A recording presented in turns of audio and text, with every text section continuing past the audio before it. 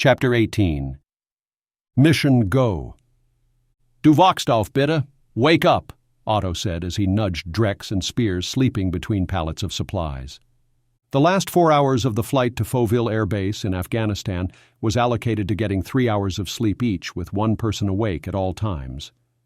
Otto was very grateful when the decision to rest was made, and he didn't have to answer questions about the HDC for countless hours. Being open to others and revealing everything he knew was not something he was used to. In fact, he had never experienced it before and found it more taxing than charging into combat. He swore to never experience it again. "Welcome to Afghanistan," Otto said with a smile as Spears rose up. "Shit, I hate this place," Spears groaned. Hearing Spears's comment, Drex found it curious. Having seen her service record said nothing about engagements with the enemy or other negative situations while she was deployed. Why is that? Spears rolled her eyes, threw her head back, and dragged out her words as she said, "It was so damn boring. I did nothing but sit in front of a computer for 11 months. The same damn job I could have done from my apartment." She stopped, almost embarrassed, as she thought about other soldiers' experiences in the same country. "Sorry, sir. I didn't mean to—" "That's quite all right, Sergeant. I understand," Drex replied, holding the palm of his hand up to stop her from apologizing. "Any thoughts on how to proceed from here, Major?" Otto asked as they all bounced from the large and heavy aircraft making contact with the landing strip.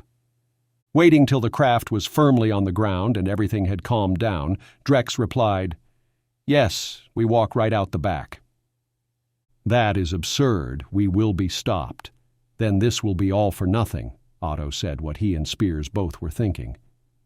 "So, as a member of the Kommando Spezialkräfte, you never flew into a place without people there knowing you were coming?" Drex asked, knowing the answer to his question. "Ja," Otto answered, still not quite sure where Drex was going with his plan. "Ja. Just pretend this is one of those times. Nobody asked questions when unknown me gets off flights, only when they try boarding," Drex replied. "Ah, ja. Very good. We should also take this truck as well," Otto added, patting the truck behind him. "You will have to do all the talking. Neither of us speaks German, and since this is a German supply run, they will most likely be unloading," Drex suggested. "Ich spreche sehr gut Deutsch. I just have not added it to my military records yet, sir. Didn't want another reason to get stuck inside on deployment," Spears stated, her mind stuck on the uneventful deployment. Drex nodded, wondering what other secrets Spears could possibly be keeping up her sleeve. "Okay, I will not be speaking. Now, get out and remember say little as possible." He knew that was not something that he had to tell Otto, but Spears had never been in the field quite like this. A few minutes after the German transport troop climbed down, the C-130's rear cargo hatch began to open.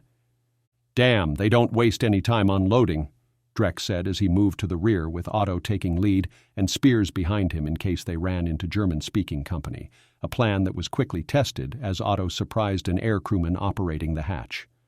"Who are you? Where did you come from?" the surprised crewman asked in German. "That is not for you to know," Otto replied, looking straight ahead out the plane's rear hatch as it opened and never in the man's direction. Following close behind him, Drex and Spears silently came up and stood alongside him, mimicking his every movement. None of them stood stiff but relaxed, as if they were right where they should be, and nobody was to question that. "Sehr gut," the crewman said, shaking his head slightly and going on about his business. Slowly, the door lowered, revealing waiting soldiers and equipment to facilitate unloading supplies. The three stood silently waiting as the rear hatch became a ramp. Right before it made contact with the ground, Otto stepped forward, still never looking at the man to his side. "Get this truck unloaded quickly! I need it in 15 minutes!" he shouted while walking down the ramp. "Sir, I'm Captain Shatman. These trucks were sent for the 371st Battalion Mechanized Infantry Regiment. Who are you?" the most decorated of the soldiers before them asked. Standing above Shatman on the ramp, Otto continued to look around the base, never looking in the officer's direction. "Captain, if you were supposed to know who I am, then you would. I only need the one truck. Have it unloaded immediately. Cargo in the back of it is for you. Have your men load it with fuel and water. My team and I leave in 10 minutes. You said 15 minutes, sir, Shatman reminded Otto. Captain, this conversation took your other 5 minutes. I have a schedule to keep, Otto snapped. It was apparently not the young captain's first time encountering a team like this, and without any further debate, Shatman conceded, but not before one last challenge directed at Spears. Du bist eine sehr schöne Frau, Shatman stated to Spears, saying she was a very beautiful woman. Spears casually strolled down the cargo ramp over to where Shatman stood. Pressing in really close, Spears reached out, grabbing Shatman by his testicles, and squeezed. Vielen Dank, aber lasst das nicht umgehen. Thank you very much, but don't let it get around. Without giving him another glance or thought, she released him and continued down the ramp. Attempting to hide his discomfort, Shatman waved to his men to begin unloading, and then released the deep breath he had taken when Spears grabbed and squeezed. With the ease she had done so, he was sure of one thing. He was not her first. Once Spears had joined Drex and Otto to one side of the ramp, Drex asked, "What did he say to you?" With a grin, she replied, "He said I was very beautiful." Drex looked up the ramp where Shatman still stood. "I bet you're loads of fun on a date." He watched the man still slump slightly while giving out orders. She did good. It was a challenge from the captain. Had she done nothing or said thanks, it would have thrown up red flags. She played her role as a true woman of the Kommando Spezialkräfte, Otto informed Drex, with a hint of admiration for how Spears handled herself. As Otto had requested, the truck was ready just seconds before the 10 minutes had expired. Just a few minutes later, they were heading out the front gate. Drex wondered how long it would take before enough people would be informed, sending a drone out in search of the truck. "This thing doesn't have cameras or any way of tracking movement, does it?" he asked. "Already disabled," Otto responded, doing his best not to run over pedestrians outside the base, seeking to sell their items to soldiers inside. "X, shouldn't we have picked up some firepower before leaving?" After all they had gone through, Spears dared to push the envelope when it came to addressing her superior officer. Drex shot Spears a frown as he replied, "No, the truck is one thing, but checking out weapons is another. And Drex will do, Spears." He turned his attention to Otto. "She does bring up a good point. You have any contacts in the area?" "Yes. I have one where we should be able to pick up what we need. It is an HDC complex. You will find we have an extensive network all over the globe.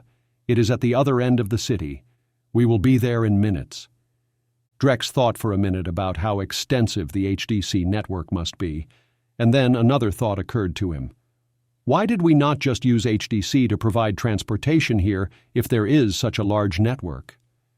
Herr Drex, the 527 Space Aggressor Squadron was set up by the CIA, which I have informed you is controlled by halflings.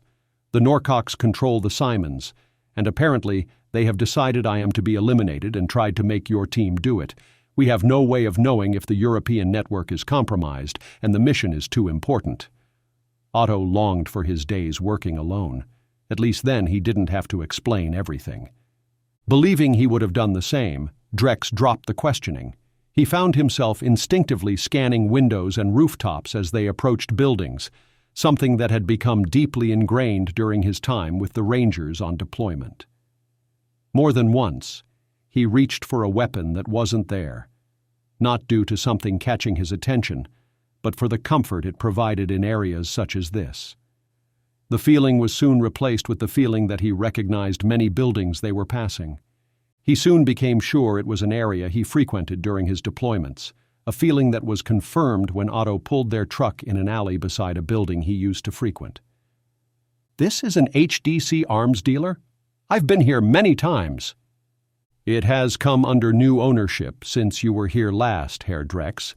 The HDC finds it to be a more secure cover to take over existing places than to start new ones," Otto answered as they exited the truck. Noticing that Spears still clung to the same bag she had not released since the hotel, he offered, "You can leave your bag in the truck, Spears. Everything in this area is very secure with eyes always watching." Holding the bag a little tighter, she replied, "No, I'm not taking any chances with this. I have the Dagger, which stood for Defense Advanced GPS Receiver. In here, along with the rest of the intel we received about the cave. It goes where I go." Realizing there was no point in arguing, Otto followed behind Drex, who was already entering the building. The inside looked much like it did when Drex was last there. Much like before, there was nothing very impressive about the place. A few dozen AK-47s stacked along one wall, old Russian RPGs, boxes of ammunition. The only exception was the person heading toward him. "How may I help you today?" the short, brown-skinned man asked as he looked up at Drex. Before Drex could answer, the man spotted Otto behind him, and everything changed. "Right this way." The obvious HDC agent led them to the other side of the room, where he entered a door to another room with military crates stacked all around. As Drex followed, he noticed the back of the door was steel with the front only a wood-style facade. He soon noticed that many of the crate were marked U.S. Army. Drex grinned and commented, "Now this is more like it."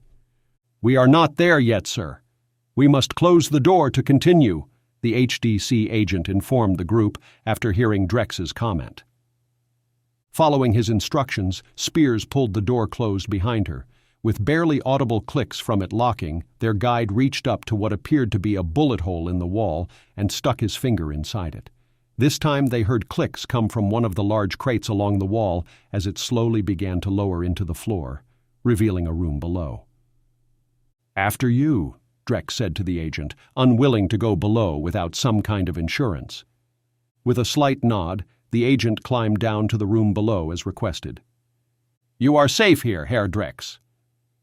"Otto, I thought the same thing back at Landstuhl Hotel before watching my team try to kill us then kill themselves," Drex replied, as he headed down the ladder, regret weighing heavily on each word. His feelings quickly changed as his eyes lay upon one of the largest varieties of weapons he had ever seen. Rifles, pistols, machine guns, mines, plastic explosives, everything he could have hoped for. "Damn. You don't happen to have a Black Hawk down here, do you?" Drex asked sarcastically. "No, sorry, but I can check on one if you like," the agent replied, much to Drex's surprise. "That will not be necessary, Amadi. We must travel light, so gather what you need. Food is at the other end," Otto said while pointing around the room. They rushed around the room, first grabbing backpacks and then stuffing them with food, medical kits, an extra change of clothes, and personal hygiene supplies. The last to enter the bags was ammunition, first for sidearms and then for rifles. The selection was easy for Otto and Drex, both going for rifles chambered in 7.62 by 51, accompanied by plenty of ammunition. But for Spears, the selection was an arduous struggle. Seeing that she was having a difficult time, Drex grabbed a United States Army-issued M4 rifle and held it out. "Take this. Those are too heavy for you to carry all day with everything else." Spears looked from the large rifle in her left hand to an even bigger and heavier one in her right, with a smile that appeared to be locked in place. Knowing there would be no point in arguing, she placed them both back on the rack and took the smaller, lighter M4 from Drex. "One last thing, Amadi. We need an HDC dagger and laptop," Otto requested, while signaling to Spears to hand him her bag. "I trust this has been disabled since we first met. Correct?" Otto asked Spears as she handed the bag over. "Powered off and battery pulled," Spears replied, a little insulted that he felt the need to ask. "Good. The new devices will be much better and secure." Otto's approval of her actions meant very little, but she did like the sound getting an upgrade on the devices. Looking around the room and thinking about all the new information they had received, Drex wondered why he found it all so easy to believe. After all, most of what he had to go on was the word of the son of a Nazi scientist. Setting aside the strange event back at Landstuhl Hotel, there was little to substantiate the claims made. Nevertheless, here he was with his remaining team member, believing everything. "Here you go. I have taken the liberty of transferring the information, and all is secure," Amadi informed Spears while holding out her new powered-on devices. "Thank you, Amadi." Turning from Spears to face Otto and Drex, Amadi continued, Not sure when was the last time you received an update, but there are reports of increased suicides among our members, mostly among those who have spoken out over growing deployment of the global Navy to the Middle East.